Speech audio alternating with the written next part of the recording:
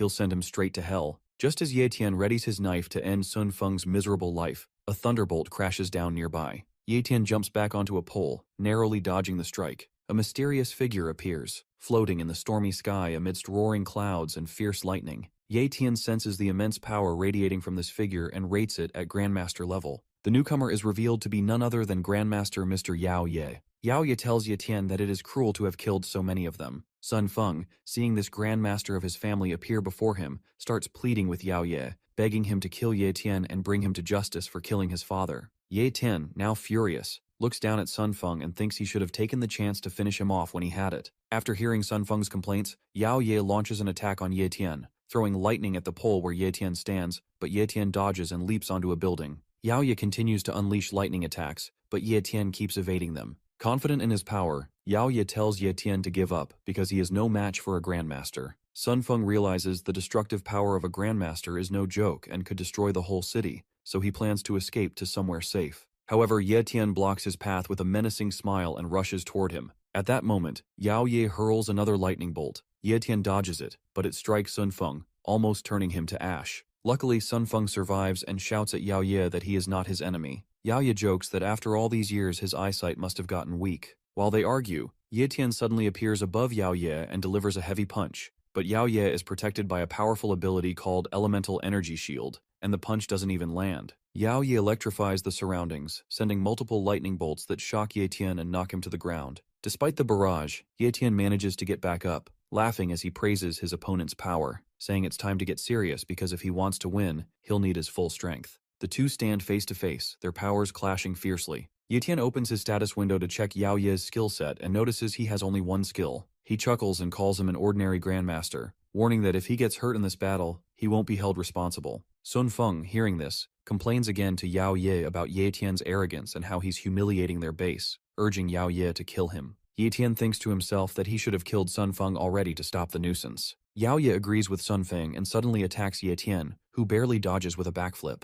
Yao Ye compliments Ye Tian's agility, saying it's rare to see someone dodge his sudden strike. Ye Tian appears behind him, teasing that Yao Ye is flattering him, then delivers a kick to Yao's cheek from the side. At first it seems to have no effect and Yao Ye calls him weak. But when Ye Tian activates his power talent, that kick becomes so strong it sends Yao Ye flying into a building. Surprised, Yao Ye asks how Ye Tian got so powerful in such a short time. As he gets up, he admits Ye Tian isn't just any martial artist. Just as Yao Ye is about to leave the hole in the building, Ye Tian throws a car in his path. Yao Ye dodges it and uses his spiritual power to stagger Ye Tian, landing a hard blow to his face. He then grabs Ye Tian by the foot and slams him into the ground. Building up energy, Yao Ye powers up his fierce skill, Thunder Kindling, unleashing it on Ye Tian. The attack is so intense that the whole area and sky fill with lightning bolts and thunder. The blast of lightning leaves a huge crater on the ground. Standing inside the crater is Yao Ye, while Ye Tian lies unconscious on the ground. Yao Ye looks down and says it seems like it's over now. Sun Feng laughs with joy and runs over to congratulate Yao Ye,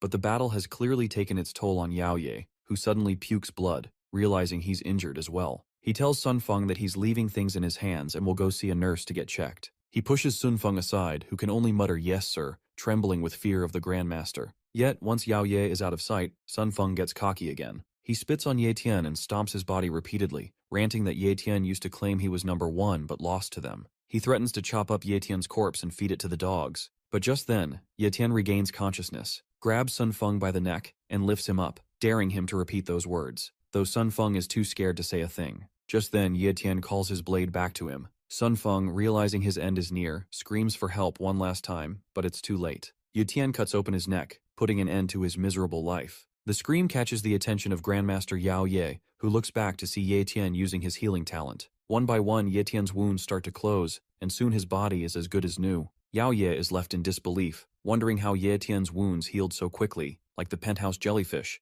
and demands to know what he really is. Ye Tian shrugs it off, calling himself nothing more than an ordinary guy with a low-level talent. He then activates his wind slashes and unleashes a barrage of slashing orbs toward Yao Ye. Yao Ye recognizes the skill as belonging to the Sun family, but the sheer number of orbs overwhelms him. Every attack hits hard, damaging his body and tearing off his shirt. Clearly furious, Yao Ye calls Ye Tian a bastard and swears to kill him even if it costs his life. But before he can act, Ye Tian delivers a powerful punch to the back of his head, slamming him into the ground. Ye Tian says he's just paying Yao Ye back for what he did earlier. Now trembling from Ye Tian's strength, Yao Ye struggles to get up from the ground. However, Yao Ye's effort is useless as Ye Tian stomps straight into his face. Desperate and powerless, Yao Ye shouts for help. From atop a building, a figure appears, Geezer Li. He tells Yao Ye that he warned him not to act recklessly since they are guests and must respect their hosts. But sadly, Yao Ye didn't listen. Ye Tian looks up, surprised that he hadn't sensed Geezer Li's presence or arrival. Geezer Li then descends from the building and introduces himself as Li Mao, also known as Geezer Li, a grandmaster from Teeth Base. He compliments Ye Tian on his potential. Ye Tian looks him over and asks if he's here to fight too. Geezer Li laughs and says he doesn't want to fight since he only helps those who are right, not just those close to him, so he won't be helping Yao Ye. Even though he's also from Iron Teeth Base, they are very different people. He tells Ye Tian that he's free to do whatever he wants with Yao Ye. Hearing this, Yao Ye gets furious and powers up quickly, calling Geezer Li a bastard and threatening to take him to hell by exploding his own body to drag Ye Tian down with him. But Ye Tian won't let that happen. He jumps up, using his shadow sword to deliver random slashes that cut Yao Ye's body in multiple places, ending his rage and his life. Geezer Li applauds and praises Ye Tian, saying he didn't expect a martial elite to take down a grandmaster. Ye Tian then asks Geezer Li to stop beating around the bush and get to the point. Geezer Li laughs and says it seems Ye Tian isn't very patient. He explains that Yao Ye and his followers were radicals in their base, pushing for a violent invasion of Seaward Base, which goes against what Geezer Li stands for. He wants everyone to coexist as equals. Geezer shows off his super speed as he zooms past Ye Tian, who barely catches a glimpse of him.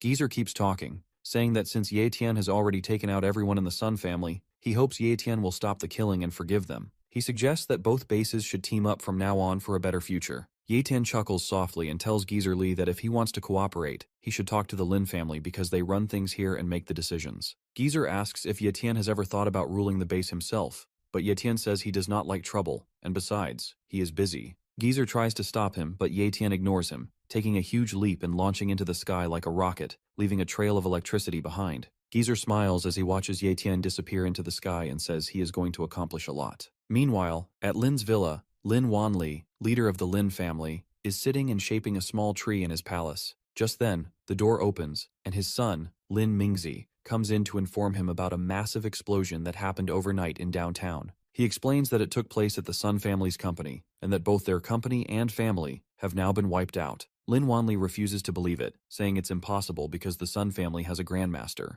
Lin Mingzi reminds his father about Ye Tian, the martial artist he had mentioned before. He tells him that Ye Tian is the one who killed everyone in the Sun family, including their grandmaster Yao Ye. This shocks Lin Wanli so much that he drops the scissors he was using to trim the tree. Lin Wanli says he never expected the struggle between the hardliners and moderates of the Iron Teeth base to end at the hands of a young man named Ye Tian. He gets up and starts walking as he continues, saying that by doing this, Ye Tian has managed to secure the Seaward and the base, as well as the safety of the Lin family. His son Lin Mingzi follows him, and says there is one more thing he wants to tell him. The master of the Iron Teeth base, Li Mao, also known as Geezer Li, has arranged a meeting with them this morning, and is currently waiting for him in the tea room. Lin Wanli replies that they really did not give him any time to think and agrees to meet with Li Mao. He then directs his son to carry out his orders to all factions, telling him that every faction in the Seaward base must ensure Ye Tian and his family's safety. If Ye Tian intends to build his own power, all factions must support him wholeheartedly. In simple terms,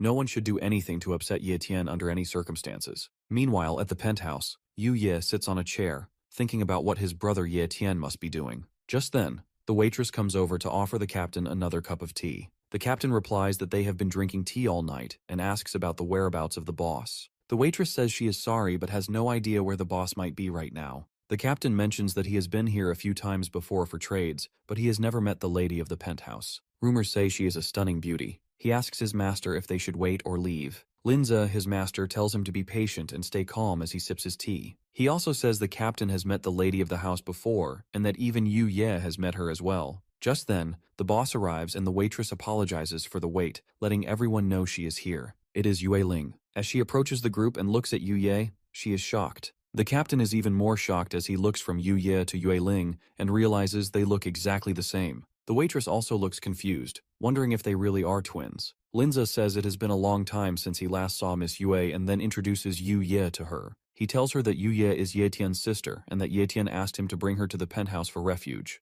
Yue Ling interrupts and says she already knows what happened last night at the Seaward base. She looks at Yu Ye and thinks to herself that Ye Tian's sister looks exactly like her. She remembers how Ye Tian used to save her all the time and hopes he doesn't see her as his sister. An embarrassing moment flashes through her mind when Ye Tian hugged her, and she feels awkward realizing she looks just like his sister. She then walks over to Yu Ye and says she can be her big sister. Later at the market, Ye Tian returns and spots Yue Ling standing there waiting for him. He asks what she is doing there, and she replies that she is waiting for his grand arrival since he is now the big shot at the seaward base, and she wouldn't dare to ignore him. Ye Tian uses his ability to assess Yue Ling's powers, and discovers she has been promoted from high level to top level. He guesses it must have something to do with the treasure in the Death Lake. He keeps looking at her with a smile on his face. Feeling embarrassed by Ye Tian's constant staring, Yue Ling calls him out. She grabs his shirt and tells him it is rude to stare at girls for too long. Ye Tian snaps back to reality, apologizes, and says he was just lost in thought with no intention of staring. She lets go of his shirt and says she's too kind to argue with him. Then she suggests they take a walk before night falls. Ye Tian agrees, and they stroll through the market, talking. Yue Ling mentions that Lindsay was talking about his family training people for Ye Tian, and asks what he thinks about that. Ye Tian says he's not interested. She asks why and then what his plan is, if he plans to keep cultivating on his own. Ye Tian replies that he wants to leave the seaward base soon and head toward Demon Sea Base. Yue Ling looks confused and seems sad to hear that. When Ye Tian asks what's wrong, she just looks down and says nothing. She stands still watching him walk ahead, wondering why he wants to leave. Ye Tian looks back and asks why she is just standing there since she was the one who suggested the walk. Yue Ling huffs and starts walking with him again. Night falls, and Ye Tian finally returns to the Lin family mansion, where his sister greets him with a big hug. However, Ye Tian scolds Yu Ye, telling her to behave more like a lady since she's no longer a child. She feels embarrassed and says she just missed her brother so much. Ye Tian thanks everyone for taking care of his sister while he was away. Lindsay tells him it was no big deal and that he is welcome. Yue Ling, standing a little distance away by the door, tells her maid to go fetch Elder Yue because she needs to talk to him about something. She speaks with Elder Yue in a separate room. Elder Yue asks if she has really made up her mind, and she confirms that she has, and that now she will leave everything in his hands. The next morning, Ye Tian is ready to leave with his sister. They stand by a car as Lindsay asks if he is really going to give up the chance to build his own team if he stays here. Ye Tian chuckles and says yes, he is going, and thanks Lindsay for the car. Linzo says young men should always aim high, and that if he were a bit younger, he would definitely tag along with Ye Tian. The captain looks around and asks about Miss Yue since she is a good friend of Ye Tian's, but is nowhere to be found. Ye Tian looks around but doesn't see her anywhere, then says he doesn't have time to wait for her to say goodbye. He prepares to leave and says his goodbyes, while the captain tells Ye Yu to keep cultivating and not to slack off. Just then, Yue Ling arrives and tells them to stop. She and her maid head toward the car. She sits in the front seat and tells Ye Tian to get in already. Ye Tian asks if they are both coming, and Yue Ling replies, "Isn't it obvious? Why else would they be sitting inside the car?" Ye Tian asks Ye Yu to sit in the back seat and then turns to Yue Ling, asking why she suddenly decided to come along. She replies that she just wanted to. Ye Tian smiles and says she can simply admit that she wanted to go out with him to train.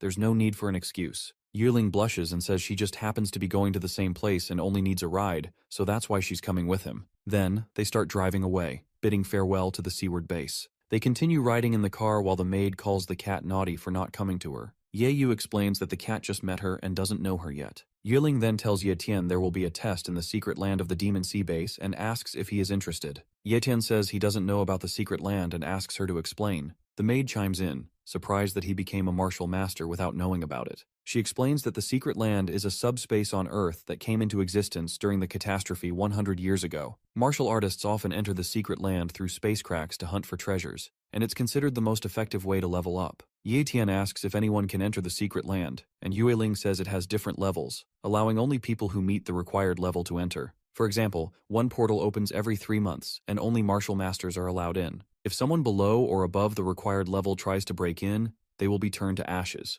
Ye Tian says it's the first time he's heard of it as he shifts gears and speeds up the car. Yue Ling tells him that not many people earn the chance to go to the secret land, and if she allows him to go, one of her family members will lose the opportunity to participate. She explains it's a rare chance and asks him again if he's interested. Ye Tian says it sounds troublesome and that he'll pass because he hates causing trouble for others. This makes Yue Ling annoyed but amused as she grabs the steering wheel and yells at him to act like a man and stop hesitating. After a while, they arrive at an abandoned campsite and decide to spend the night there. Ye Tian washes his face, breathing in the cool air, then goes back to check if everyone has dinner ready. But Yue Ling stops him and asks once more if he really isn't going to the secret land. She stresses that it's a very rare opportunity, and he needs to be sure of his decision since no one knows when the secret land will open again. Opportunities like this are crucial for martial artists to grow stronger, so he should think carefully. Ye Tian coughs to cover his words and says he does want to go, but this is the first time he and Ye Yu have left the seaward base, and he can't leave his sister alone for so long. Yueling laughs at his reason for turning down the chance and tells